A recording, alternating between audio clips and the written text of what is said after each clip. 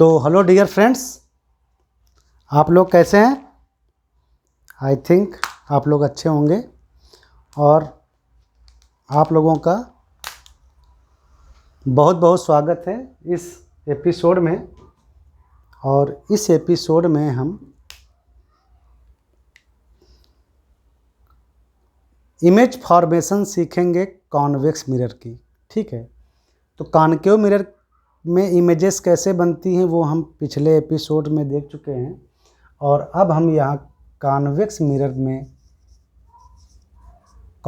Mirror से images कैसी बनती हैं वो हम देखेंगे।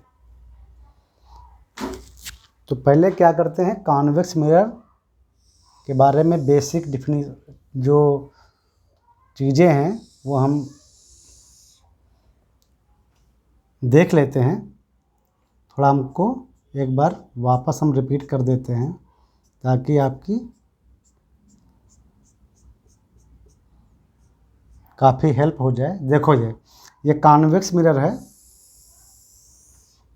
ये पोल है कॉन्वेक्स मिरर का। कॉन्वेक्स मिरर में जो फोकस और जो सेंटर ऑफ कर्वेचर होता है वो सिल्वर साइड में होता है, जिस ओर सिल्वरिंग होती है, जिस ओर ये पीछे जो ये पॉलिशिंग होती है उस साइड में होता है। ये फोकस जो होता है वो वर्चुअल होता है।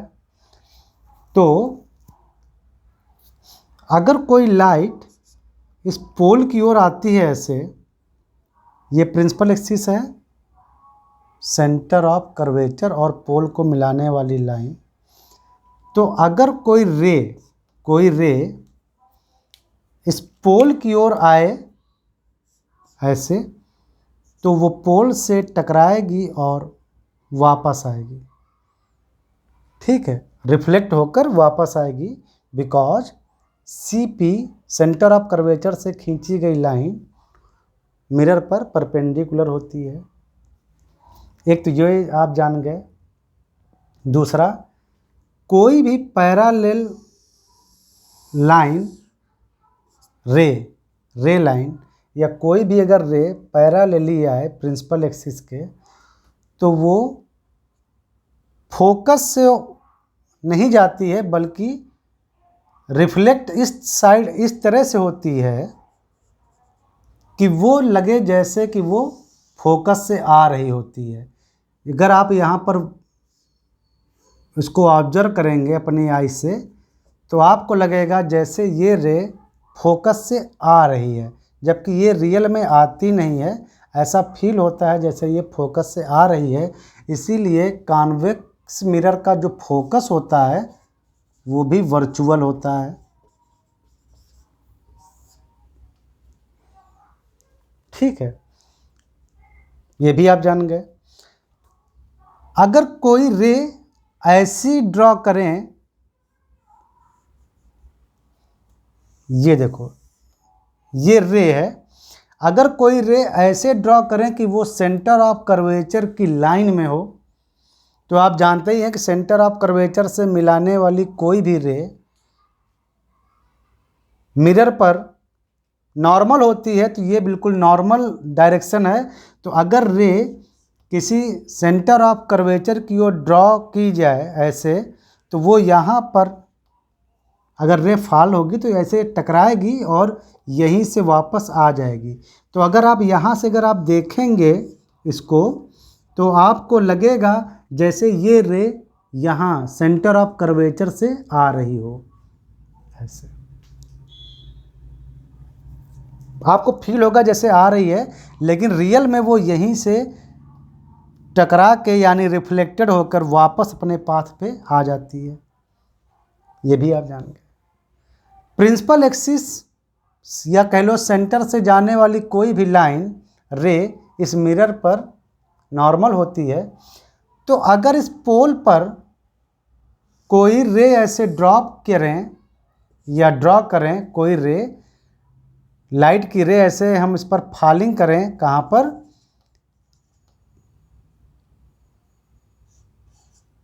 पोल पर, तो ये नॉर्मल की तरह ट्रीट करेगी, तो जितने एंगल से ये रे इस पोल पर फॉल होगी सेम एंगल से ऐसे रिफ्लेक्ट हो जाएगी सेम एंगल से।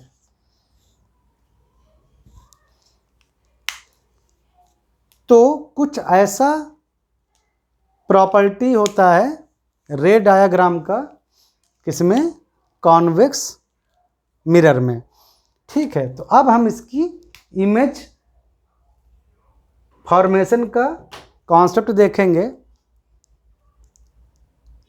ये हमारा वो चीज़ें पता हो गई ना कि कॉन्वेक्स मिरर पर रे अगर डाली जाए लाइट की रे तो वो कैसा बिहेव करती हैं। तो अब हम यहाँ पर देखते हैं image formation from convex mirror. ये हमारा कॉन्वेक्स मिरर है, ऐसे ये पॉलिशिंग है।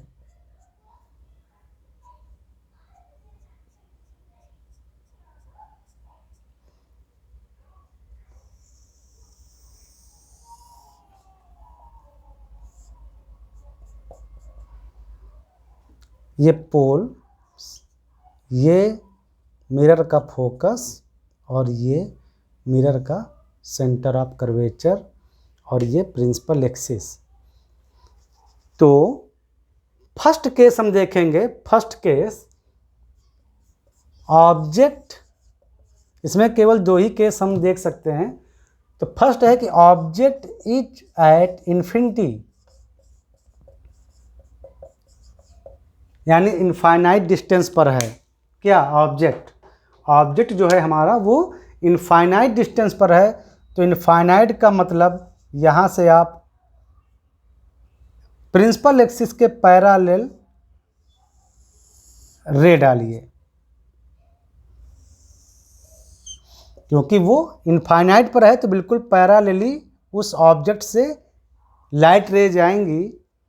और जब रेज पैरेलली आती हैं तो वो फोकस से होकर जाती हैं, लेकिन यहाँ फोकस से वो नहीं जा पाएगी रे रियल में, क्योंकि बैक साइड में मिररिंग है, ये पॉलिशिंग है या कह लो सिल्वरिंग है। तो ये ऐसे नहीं जाएगी, लेकिन यहाँ से कुछ ऐसे रिफ्लेक्ट होगी कि लगेगा जैसे वो मिरर से ही आ रही है। रियल में वो रे फोकस पर नहीं गई, लेकिन वो ऐसा लगेगा जैसे वो फोकस से आ रही है। और सिमिलरली अगर ये रे भी देखो तो ये भी ऐसा रिफ्लेक्ट तो ऐसे होगी जैसे लगेगा कि वो इस फोकस से आ रही है। तो इनफाइनाइट पर अगर कोई ऑब्जेक्ट है तो उसका इमेज फोकस पर बनेगा, जो कि स्मॉल है, वर्चुअल है, यानी वो रियल में नहीं है। इमेज फोकस पर बनेगा, जो कि बनेगा स्मॉल, वर्चुअल और इरेक्टेड, मतलब सीधा, बिल्कुल अपराइटेड, इन्वर्टेड नहीं, इरेक्टेड। समझ में आया? बिल्कुल क्लियर दिख रहा है कि यहाँ पर मतलब अपर का इमेज अपर साइड में ही बनेगा और लोअर का इमेज लोअर साइड में बनेगा। तो ये इरेक्टेड तो रहेगा, लेकिन इसका स्केल बहुत छोटा होगा, यानी जो इमेज बनेगा बहुत छोटा इमेज बनेगा। तो स्मॉल है इमेज, जो फोकस पर इमेज बनेगा इनफाइनाइट डिस्टेंस पर अगर कोई ऑब्जेक्ट है वो स्मॉल होगा, वर्चुअल होगा। वर्चुअल इसलिए कि ये जो इमेज है वो रियल रेज से नहीं बन रहा है। रियल जो रेज हैं वो लाइट की, वो यहीं से रिफ्लेक्ट होकर वापस हो जाती हैं, ग्लास ये मिरर के अंदर नहीं आती हैं, क्योंकि मिरर के पीछे साइड में सिल्वरिंग है, जो कि ओपेक है इन लाइट्स के लिए, अपारदर्शी है। तो इमेज वर्चुअल बनेगा और इमेज इरेक्टेड रहेगा। ये तो है नंबर 1, यानी ऑब्जेक्ट जो है वो इन्फिनिटी पर है, यानी कि बहुत दूर है, इनफाइनाइट डिस्टेंस पर। तो ये चीज़ समझ में आ गई। सेकंड केस कि जो ऑब्जेक्ट है इज बिटवीन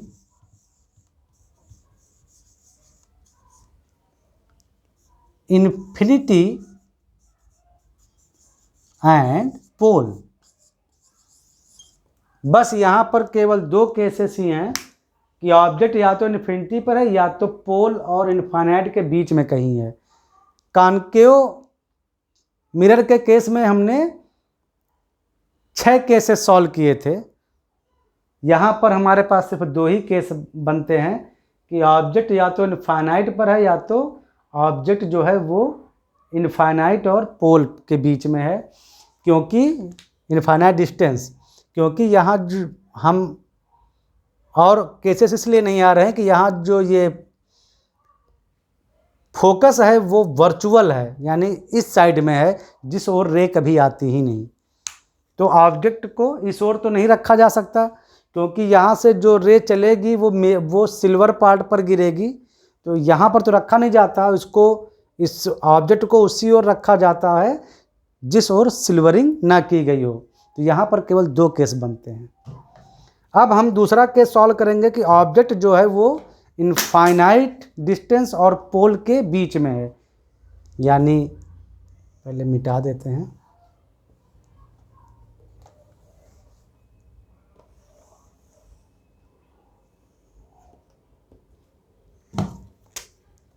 यानी यहीं कहीं पर है, ऐसे। ये हमारा ऑब्जेक्ट है ए बी।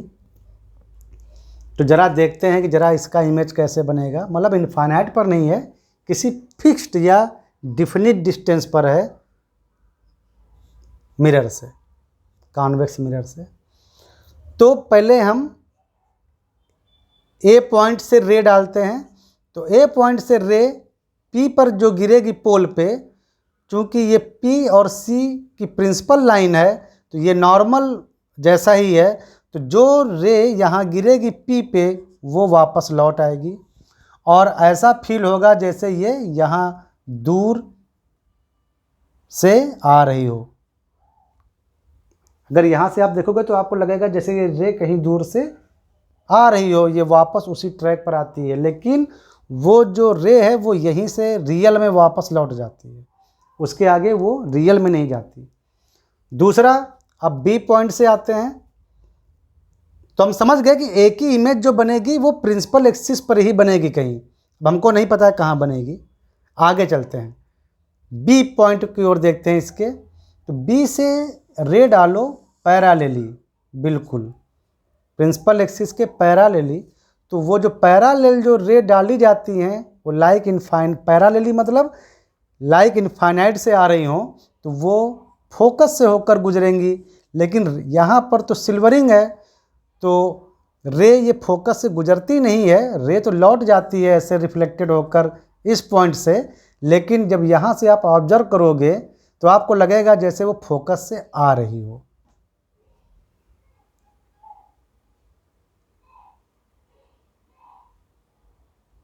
समझे? और क्या करो कि अभी तो हमको एक रे से हमने देखा तो हमको कुछ ऐसा मिला। अब क्या करो कि इस बी पॉइंट से ये सेंटर ऑफ कर्वेचर की ओर रे डालो, लाइट रे। तो सेंटर ऑफ कर्वेचर को और बी पॉइंट को मिलाने वाली रे ऐसे,